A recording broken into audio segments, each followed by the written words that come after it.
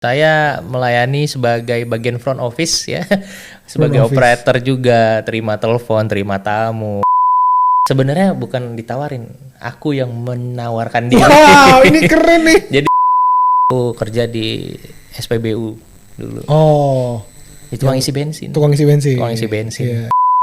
Masih semangat mau melayani Tuhan, semua pelayanan sikat. Iya, betul. Yang bisa dikerjain. Betul. Tapi begitu ditanya kamu mimpinya apa, aku nggak bisa jawab. Karena aku merasa ini udah my playground udah di sini gitu. Ya area gue udah di sini ya.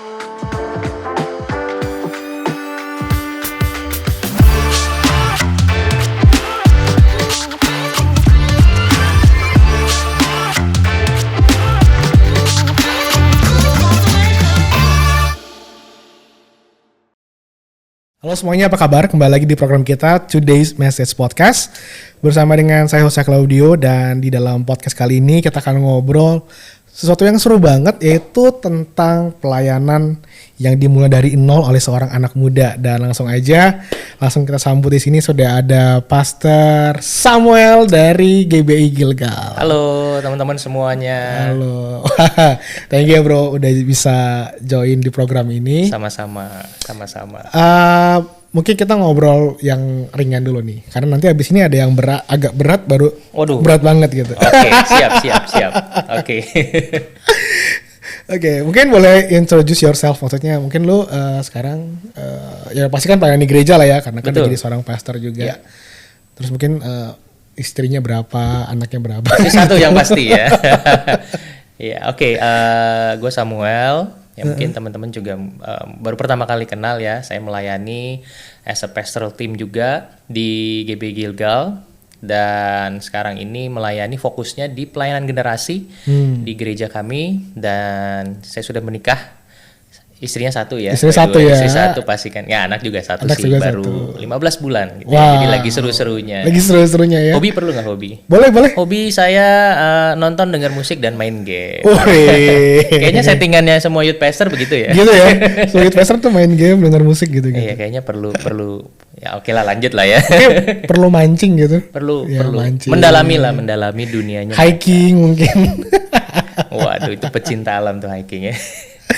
Oke, Bro Sam ini kan berarti udah berapa tahun tuh pelayanan di GBI Gilgal? GBI Gilgal dari 2006 ya. Dari 2006 ya? 2006, kurang lebih udah 16 tahun ya. 16 tahun. Sampai sekarang 16 tahun. Kalau full time udah berapa lama tuh pelayanannya? Kalau full time tinggal kurang 3 tahun deh tuh. Dari 2009 aku udah join ya. Wow, berarti udah berapa 13, tuh ya? Sekitar 13 tahun ya. Wow. Iya. 13 tahun. Tapi nggak berasa loh kalau dijalanin ya, begitu dilihat ke belakang lama juga ternyata. Lama juga ya. Iya. Nah mungkin boleh cerita nggak bro? Kira-kira pertama kali, maksudnya waktu itu, pertama kali memulai pelayanan di Gilgal, apalagi yang full time deh. Yang full time tuh ngapain aja sih pertama kali? Oke, pertama kali pelayanan di Gilgal yang full time lah ya intinya. Itu aku tuh tugasnya, mungkin teman-teman juga pikir wah langsung yang pelayanan generasi gitu. Iya, enggak. Oh enggak ya, ternyata enggak gitu ya. Teman-teman, saya melayani sebagai bagian front office ya. Sebagai operator juga, terima telepon, terima tamu. Ini bagian ya admin gitu ya. Admin lah ya, yang admin. Di depan terima surat gitu kadang.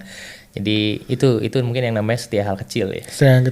Waktu pertama kali gitu, maksudnya gini, pas lagi mau di hire gitu lah ya, ditawarin misalnya untuk pelayanan full time di gereja, terus tiba-tiba ternyata ditempatkannya sebagai ya tadi tuh resepsionis lah hitungannya atau admin gitu. Iya. Itu gimana bro? Kayak ternyata tidak seperti yang saya pikirkan ya. Atau memang ya udahlah nggak apa-apa deh, saya kerjain apa aja gitu. Boleh flashback agak lebih mundur nggak nih? Boleh. Sebenarnya bukan ditawarin, aku yang menawarkan diri. Wow, ini keren nih. Jadi intinya gini, dulu sempat kerja lah ya di dunia sekuler juga. Jadi pertama nggak langsung bener-bener terpanggil gitu dari lulus sekolah tuh terpanggil langsung pelayanan penuh waktu di gereja belum. Jadi sempat kerja di dunia sekuler. Dulu tuh kalau aku sebut kerjaan pertama aku mungkin kaget kali ya. Aku kerja di SPBU dulu. Oh. Itu tukang isi bensin. Tukang isi bensin. Tukang isi bensin di ya adalah salah satu SPBU lah ya. Kerja terus pindah jadi di salah satu staff di bagian building management di apartemen. Singkat cerita, aku kerja di sekuler tuh ngerasa kayak apa ya, udah ya bekerja dengan baik pastinya, tapi sampai satu titik saya ngerasa stuck gitu.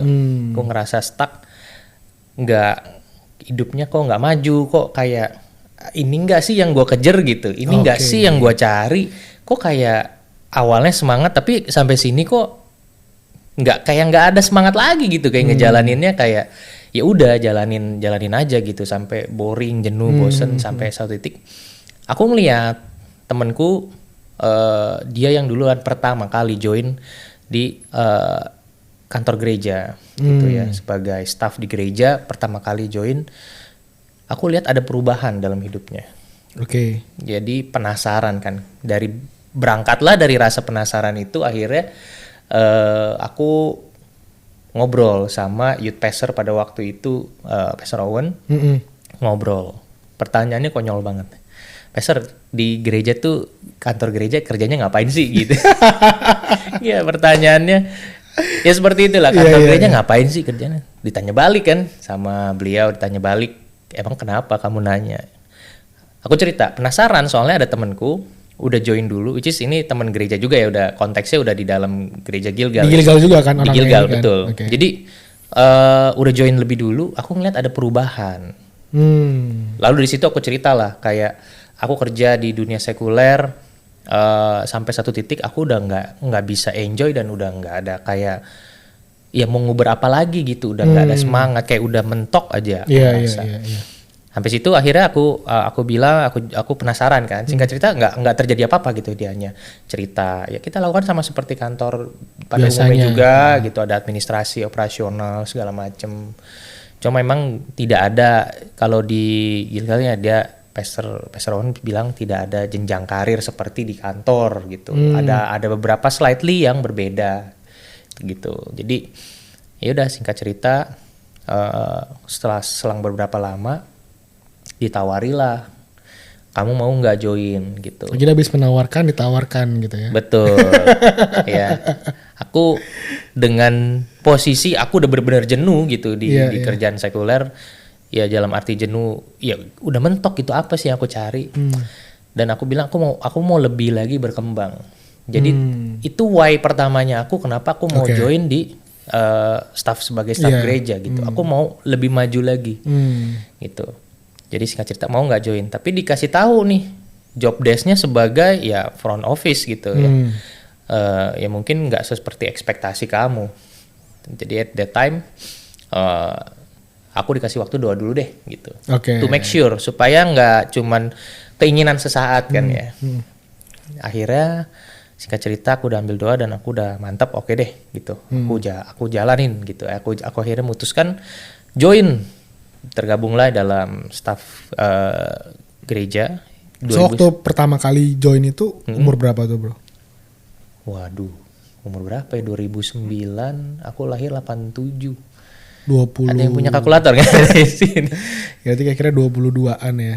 Ya kurang lebih. 22, oke. 22. Itu kalau oh ya by the way aku nggak sempat kuliah sih, jadi langsung kerja. Jadi mungkin itu umur fresh graduate juga ya. Iya, fresh graduate ya. Fresh graduate gitu. Jadi umur itulah saya bergabung di staf gereja pada waktu itu. Jadi singkat cerita itu begitu ditawari, ya saat itu yang aku tahu goalnya cuma satu. Aku tuh mau maju, nggak peduli job desk-nya mau dikasih apa. Cuma penasaran aja karena temanku ada perubahan nih dalam hidupnya.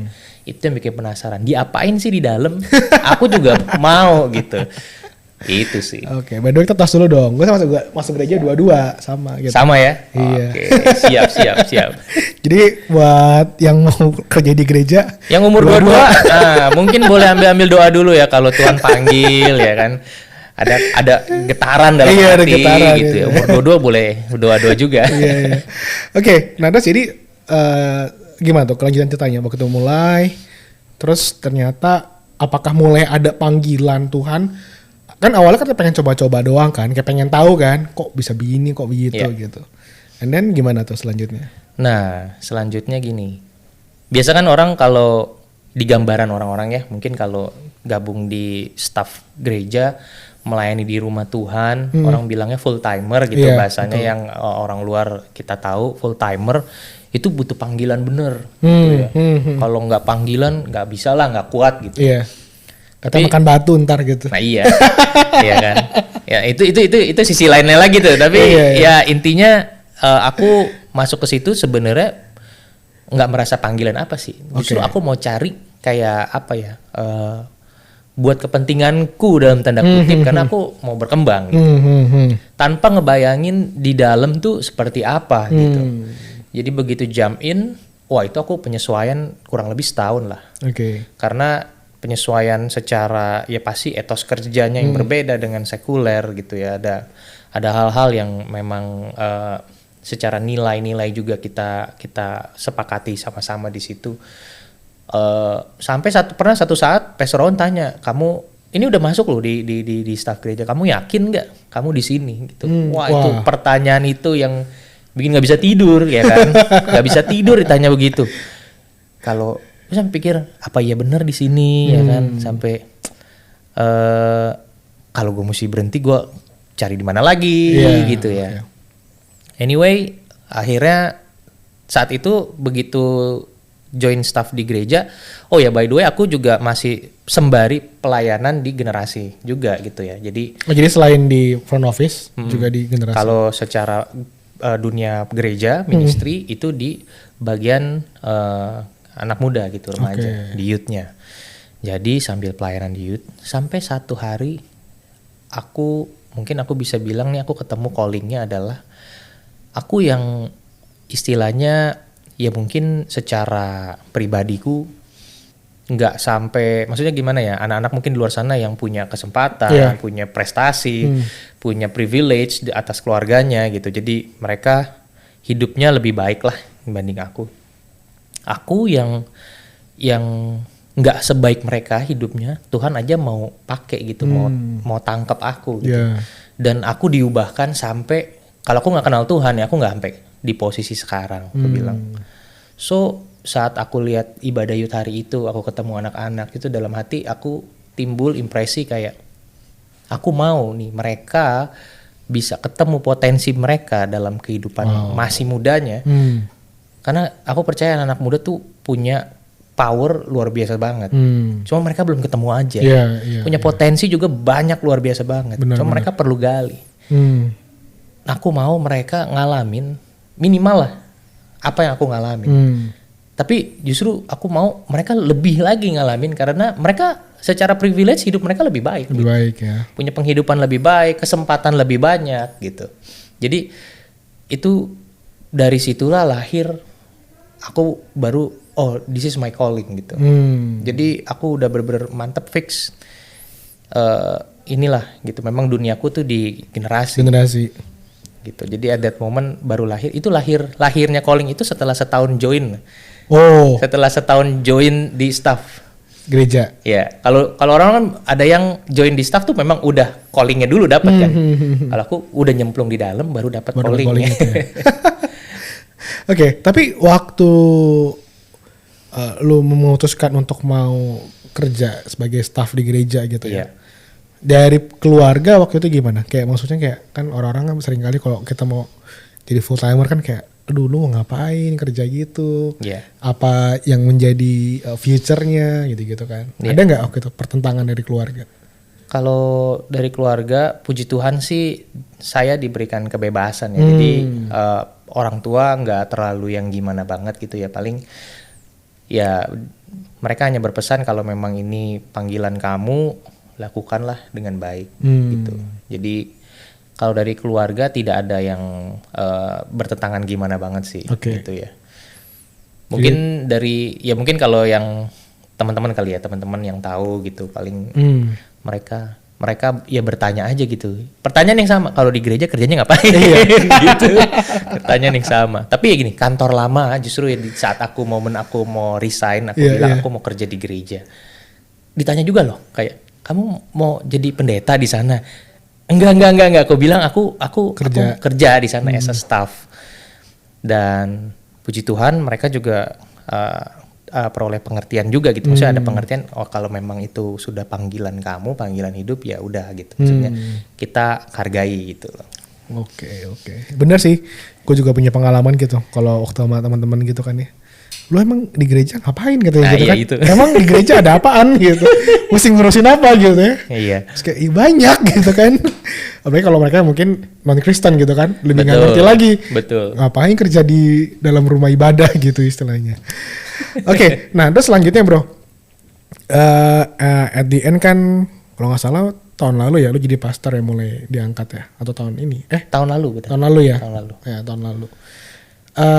Boleh cerita nggak sih bagaimana pemimpin di gereja di Gilgal ya dalam hal ini yang ceritanya mempercayakan gimana maksudnya yang lo alami gitu ya sebagai generasi yang lebih di bawah oleh generasi yang lebih di atas itu treatnya tuh seperti apa sih buat yang lo rasakan gitu? Oh oke. Dalam kepercayaan, dalam hal yang tanggung jawab gitu-gitu. Satu hal yang pasti aku bisa bagi adalah mungkin statement ini. Bukan berarti aku mendiskreditkan my parents ya, tapi nilai pelajaran hidup dan banyak sekali aku belajar itu aku dapat dari mentorku, memang senior yang ada di gereja gitu. Ya Bapak Rohani lah ya. Bapak Rohani yang ada di gereja yang kebetulan beliau adalah ya secara langsung Pastor Owen yang memang bawa aku gitu dari awal gitu. Aku look up dari sosok beliau. Banyak pelajaran hidup segala macam ya sudah seperti ya mungkin apa ya kakak, kalau bapak ketua nanti saya diomelin beliau gitu ya. Ya tapi ya udah seperti kakak sendiri ya, sosok lah ya, sosok yang benar-benar belajar gitu, panutan lah dari beliau. Jadi dan dia juga selalu dia pesenin gini, pertama kali aku masuk ke dalam tergabung dalam staf gereja, pertama kali beliau sampaikan ini kalimat bahasanya ya, gua nggak mau selamanya lu ada cuman di front office terima telepon. Gua mau lu bisa berkembang, lu bisa maju. Tapi dia nggak ngejanjin apa-apa dari awal, sering banget. Itu yang aku ingat sampai sekarang, message itu yang dari awal join. Jadi message itu yang aku nangkep, ya aku berproses gitu. Jadi ya berproses, belajar, teguran. Wah itu udah banyak juga sih teguran. Pernah nggak sih bro kayak sempat mungkin ditegur terus gila malas juga nih di sini gitu misalnya? Kan pasti ada ya, namanya juga proses hidup kan. Ada orang-orang yang bisa aja mungkin punya perasaan-perasaan gimana gitu kan ketika ditegur. Kalau lu sendiri gimana? Ya ada sih momen-momen yang nggak nyaman lah ya, setiap orang aku percaya ditegur tuh nggak nyaman gitu. Walaupun kita selalu diajarin, oh ya terbuka sama masukan. Iya, tapi kalau tegur udah nggak enak ya. Nasihat. Tapi momen ketika teguran itu datang, ya gitu ya, seperti menelan pil pahit tapi harus ya kan. Jadi momen-momen seperti itu ada, tapi hanya sebatas sampai nggak bisa tidur aja kepikiran gitu. Ya. Kenapa ya gue bodoh banget gitu pada waktu itu melakukan hal tersebut gitu misalnya. Ya setiap teguran-teguran itu ya aku ingat sih. Tapi sekali lagi kembali treat ke akunya adalah dari sisi yang lebih senior ya. Itu pokoknya prinsip kita gini, yang kita nggak setuju itu adalah perbuatannya, hasilnya. Tapi pribadinya kita tetap sayang, gitu, kita tetap rangkul. Gitu. Jadi sebagaimanapun bandelnya ya, mungkin dari sekian banyak staff yang ada itu mungkin ada yang lebih jago, ada yang lebih pintar, ada yang lebih ini, tapi sebagaimana bandelnya mungkin dalam tanda kutip dulu dan bodoh-bodohnya dulu, ya tetap disayang sih. Tetap disayang. Tapi kalau tadi dengar statement dari Pastor Owen, intinya adalah kayak mungkin bisa dibilang lu nggak selamanya di sini, gitu kan ya? Betul. Jadi tetap ada dipersiapkan gitu, walaupun dia nggak menjanjikan apa-apa, tapi istilahnya secara nggak langsung sedang dipersiapkan sesuatu yang lebih besar lagi gitu kan. Maybe. Mungkin kalau percakapan dengan Peso John saya kurang tahu ya. Gitu ya. Mungkin ya, tapi saya nggak mau lah ntar terlalu GR lagi. Oke. Nah, terus selanjutnya nih, Bro. Ketika waktu itu dipercayakan lebih lagi gitu ya. Tadi kan di youth sebagai apa tuh sebelum memimpin secara penuh gitu? Dari awal aku melayani di bagian pemerhati, lalu setelah masuk ke dalam staff kurang lebih 2017 ya, aku dipercaya untuk jadi ketua koordinator ibadah youth, which is sekarang udah tambah berkembang, ada teens, youth dan uni. Tuh, jadi ini pelayanan generasi. Oh dulu 1 ya, sekarang udah 3. Iya, kita expand jadi teens, youth dan uni. Barulah yang dari koordinator itu terakhir yang tahun kemarin itu dilantik as a pastor. Youth pastor. Iya. Berarti menggantikan Pastor Owen dong. Sebelumnya Pastor Owen kan ya youth pastornya gitu ya. Iya, posisinya. Ya kan? Cuman beliau sekarang jadi lebih tanggung jawabnya seluruh ibadah gitu. Jadi secara keseluruhan. Skupnya lebih lebar, lebih luas. Aku menolong di bagian generasi. Yang generasi. Wow. Iya. Nah, waktu pertama kali mau dipercayakan gitu ya, artinya kan sebagai bukan hanya pemimpin tapi juga ada jabatan yang istilahnya tanggung jawabnya lebih besar gitu kan ya. Waktu itu gimana sih perasaannya, Bro? Maksudnya kayak wah nih ntar gue gimana ya, ada kayak khawatirnya gitu, bukan khawatir gimana sih, maksudnya kayak deg-degan lah ya. Ada lah, pasti deg-degan ada. Tapi yang pasti aku nggak exactly pas lagi ditawarin, maksudnya bukan ditawarin ya, lebih ke waktu dipropose gitu ya. Ya waktu dipropose lah ya. Aku sejujurnya nggak gitu surprise karena dari 2017 ada momen di mana aku memang udah decide this is my pathway gitu. Pada waktu itu sempat kebetulan lagi pergi conference, pas kebetulan sekamar juga sama Pastor Juan. Ada satu pertanyaan yang dia tanya yang buat saya nggak bisa tidur ya 2 malam itu. Pertanyaan, dikasih waktu ditanya, mimpi kamu apa? Aku nggak bisa jawab. Aku nggak bisa jawab karena at that time sebagai anak muda ya masih semangat mau melayani Tuhan, semua pelayanan sikat. Yang bisa dikerjain. Betul. Tapi begitu ditanya kamu mimpinya apa, aku nggak bisa jawab. Karena aku merasa ini udah my playground udah di sini gitu. Ya area gue udah di sini, mau cari apa lagi gitu. Tapi ternyata itu tidak menajamkan dan tidak membuat aku bisa menjawab pertanyaan itu. Sampai aku bilang, aku ketemu bahwa aku selama ini takut, aku main aman, aku cuman mau main di area di mana ya yang ya seru gitu, tapi nggak berani step out the border comfort zone aku. Sampai aku bisa bilang, aku putusin, oke, aku mau kayak Pastor Owen, aku bilang. Aku mau jadi sama kayak Pastor Owen, gitu aku bilang. Jadi ya aku nggak bilang pastor mungkin waktu itu, tapi aku mau jadi pemimpin di youth gitu. Aku mau fokus di generasi. Gitu ya, betul. Aku mau fokus di generasi. Ketika aku ngomong gitu, otomatis cara melayaniku udah beda, cara pandangku dalam pelayanan juga berbeda, hatiku makin lebih tajam di generasi. Sometimes mungkin selama ini ternyata ketika aku nggak berani ngomong itu, aku tuh kayak denial the calling, atau memang mungkin Tuhan udah entah dengan berbagai cara aku kayak ya udahlah denial gitu, aku udah nyaman di sini. Tapi ternyata saat dikasih pertanyaan itu yang buat aku bisa lebih tajam, dan akhirnya satu titik ketika dipropose ya aku bisa dengan mantap aku bilang aku siap gitu. Karena dengan adanya role ini aku nggak ngejar posisinya ya, tapi dengan adanya role ini aku merasa aku bisa lebih signifikan lagi melayani generasi muda yang sekarang ya, yang kita sedang layani gitu. Wow. Berarti artinya mungkin itu lebih jadi memperkuat calling ya, yang memang Tuhan udah kasih buat lu gitu ya di pelayanan ini ya. Betul. Nah, gimana setelah beberapa waktu ini dengan posisi yang ada sekarang, lebih stres nggak? Tanggung jawab ya pasti ya. Tanggung jawab lebih besar nih soalnya. Betul. Adjustment besar sekali karena gini.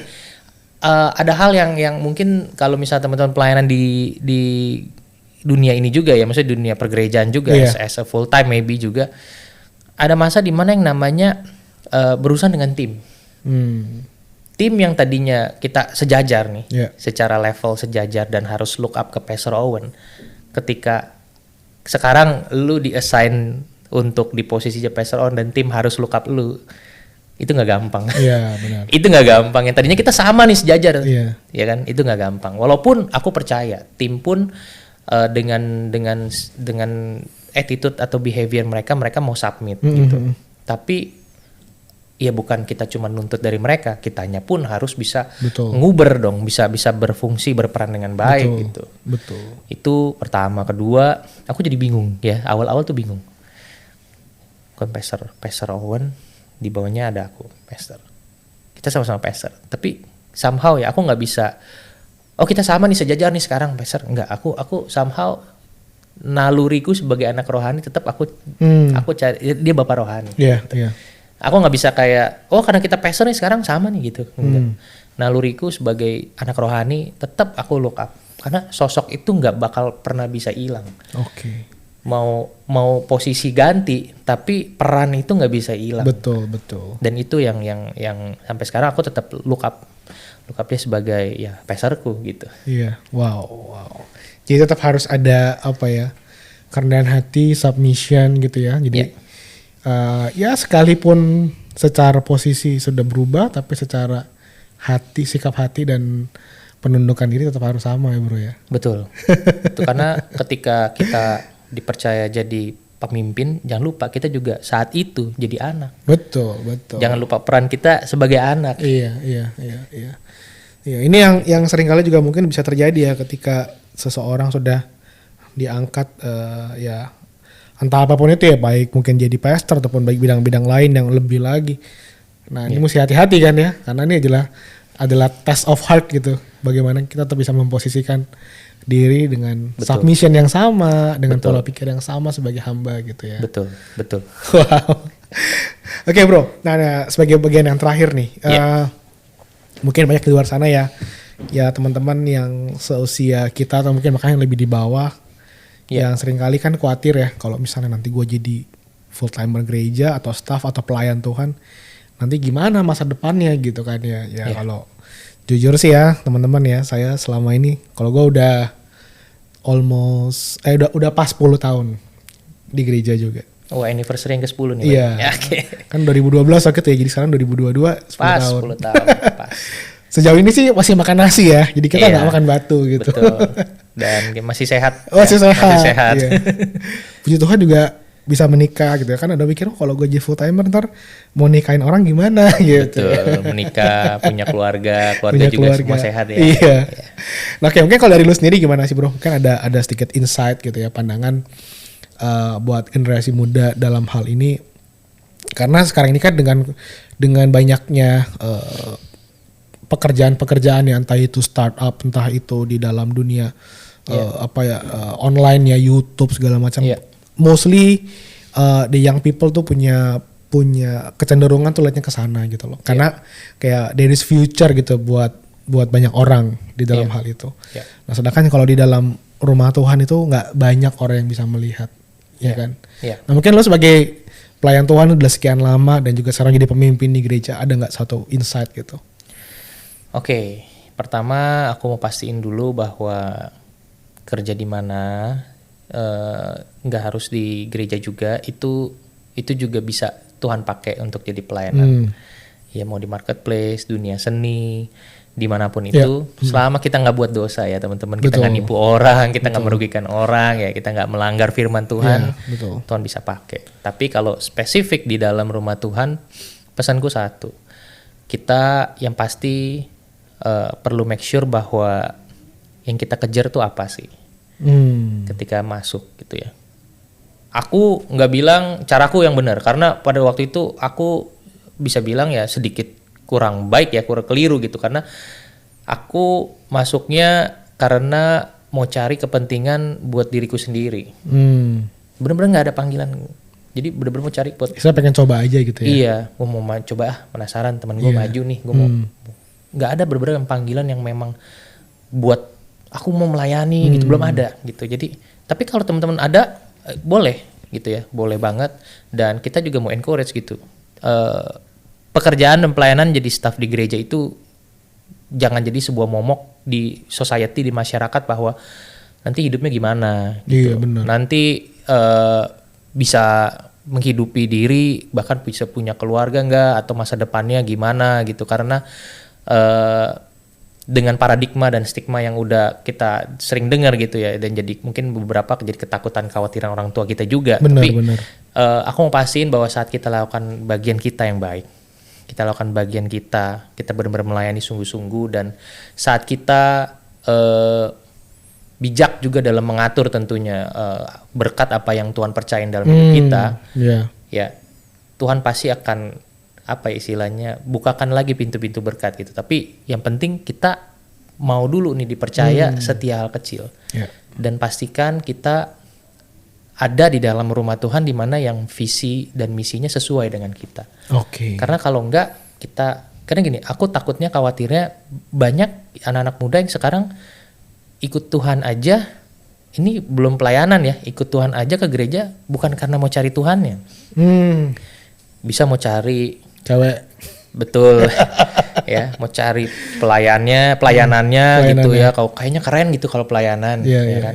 Terus sorry to say banget ya, mau cari figur sosok, entah ada siapa yang diidolakan di gereja itu, dan mungkin mau cari posisi, sorry to say kalau mau cari posisi, I think mungkin diuji dulu hatinya. This is not the place yang benar-benar wah mau ambisi banget gitu cari posisi.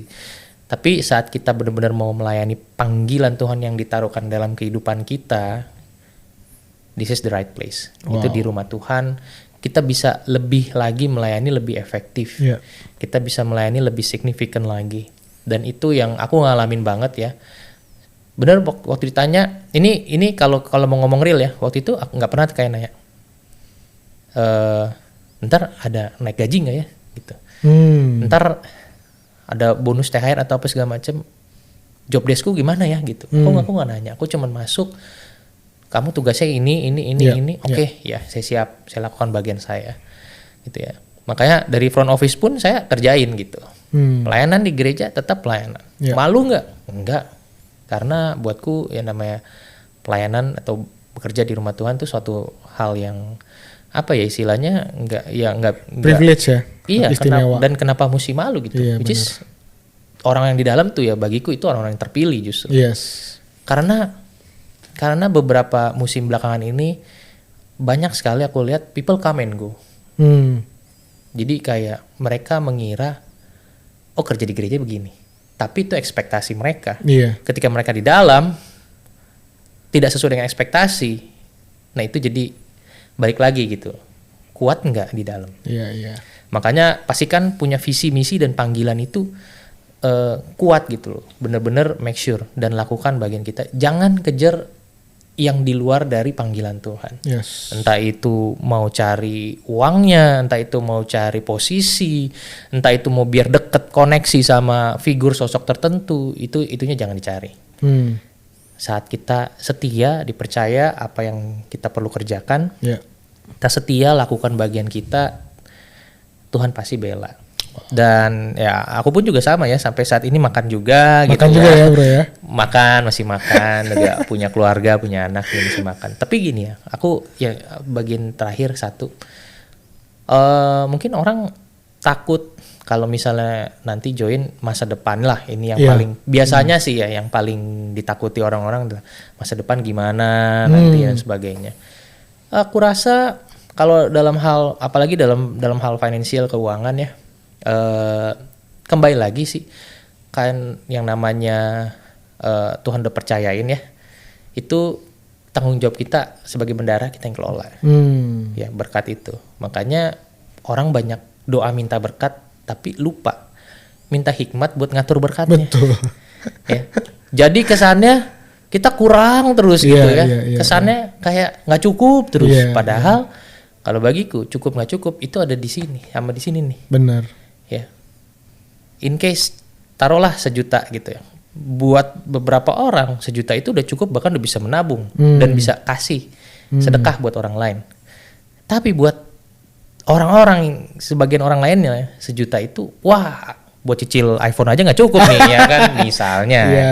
Jadi kembali lagi gitu, cukup nggak cukup itu mindset. Jadi ya kan? bagaimana kita juga punya pengaturan keinginan kita ya. Betul. Makanya yang kita kejar apa sih? Gitu. Benar sih. Makanya ini yang jump in di dalam full time ya, di dalam pelayanan staf gereja adalah orang-orang yang memang kalau aku bilang ya itu the chosen one, yang memang Tuhan udah panggil lah bener-bener. Ya. Itu sih. Wow, thank you banget nih bro. Sama-sama. Thank you juga lo udah diundang buat sharing bagi-bagi. Tapi memang benar sih, intinya adalah kita harus setia. Karena gue juga dari awal di gereja juga dari hal yang kecil, ya bahkan nyuci mobil gereja gitu ya. Betul. Padahal ya istilahnya sempat waktu itu kan kalau gue selesai kuliah gitu ya, kayak kan lu mikir kata, oh kalau kuliah tuh pengen kerjanya udah yang kayak gimana gitu ya. Tapi itu juga tuh kuliah kan apalagi udah S1 ya kan, misalnya orang dengan bekal udah S1. Iya benar. Kalau aku memang waktu itu lahir juga mungkin berangkat dari pribadi yang memang aku ngerasa, aduh kayaknya aku juga kuliah juga nggak pinter-pinter amat gitu. Saya nggak sempat kuliah juga gitu kan karena keterbatasan finansial. Jadi ya siapa sih yang mau hire gitu tadi. Mentalku tadinya begitu. Benar. Tapi kalau dengan S1 biasanya lebih milih-milih kan. Wah apa nih kerja begini nih nggak sesuai sama ini. Nah itu ego kita turunin dulu lah ya. Betul. Berarti intinya adalah panggilan Tuhan tuh hal yang paling penting ya. Betul. Di luar dari semua ego-ego yang kita mau capai. Ya betul. Oke, thank you banget ya Pastor Sam buat sharingnya, dan buat teman-teman semua, kalau diberkati dengan podcast ini jangan lupa untuk bisa klik like dan share program ini ke teman-teman kalian, dan jangan lupa juga untuk bisa klik tombol subscribe dan tombol loncengnya di YouTube channel Today's Message. Sampai ketemu minggu depan, Tuhan Yesus memberkati.